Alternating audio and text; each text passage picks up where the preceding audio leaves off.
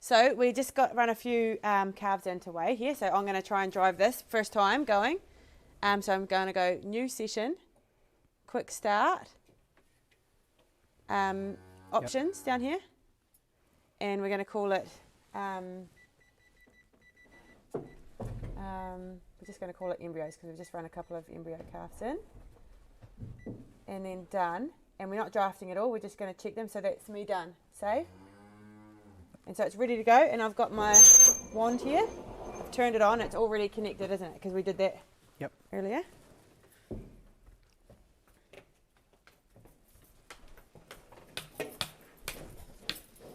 Don't want to. Come on. Wanded her. Let's come up there. And so she's weighed. What now if I want to add her tag in? Yep, so you can still add tags, so you can touch tag. That one there? And then, you can type away, so and she's T. number 8. Done. Beautiful. So obviously this is the first time this animal has been weighed. So we have our EID, we have our tag, we've just got the overall weight of the animal.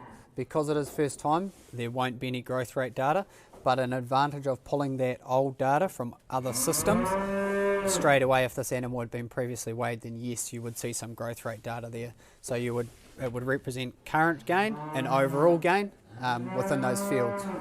So for the likes of us who we would have weighed at birth, I would have, in normal circumstances, I would have scanned her and she would have popped out. Yep. But for a commercial breeder, this is how they would do their first session with their kid. They've got them in at weaning, they've put them through the scales, they type their visual in, and then they're good to go for the rest of their life. Yeah, correct. Yep. There is one cool trick we can do with those commercial guys is actually pre-import that tag data. Yeah. So it just saves that timeless process of in the yard. So we can pre-import that, and literally when they're scanning the ID, that will pre-populate. So they don't have to do anything? No. Oh, cool. Perfect. Nice. So we're now, obviously that animal has exited. We're currently the load at the top, so there's nothing on the platform, so we're ready for the next animal. Okay, we'll just do that quickly and then see how it looks.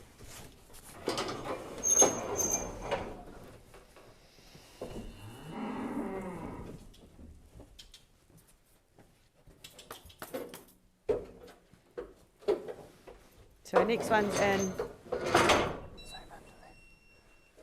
We've zapped her. Just going to chuck in.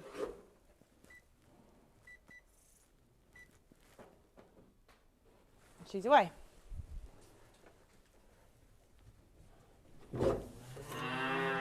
So if a farmer has not preloaded the tag data and they want to make that process a little bit easier, when they are setting up the session in options, they can go into advanced, and we have what is called a VID prefix. Now I can preload what that is. So if it was T, obviously for this farm, then obviously I'm just going to now have to type the number for that animal as it comes in. If it was a bit more data in that tag field, like it was T-21 born and then dash, then every time I touch that tag box, that is going to pre-populate, and I just need to type in the number. Yep. So I'll leave that as is. We press done and save. So the next animal will see that example. So we've just finished our weighing session, Mark, and now we want to get the information out of here and onto the app at home or into your phone on the computer. How do we do that? Yep, so the cool thing, we can do that from a yard perspective. So literally I pull out my phone, I've turned my hotspot icon on, and I literally step through settings, I go into device settings and I search for Wi-Fi, and my phone will now appear in a second, and I'll type in the password. Now we've added in a cool feature for farmers. They hate passwords, so we've clicked show, so it will obviously identify what they're typing in. Done, and I press connect.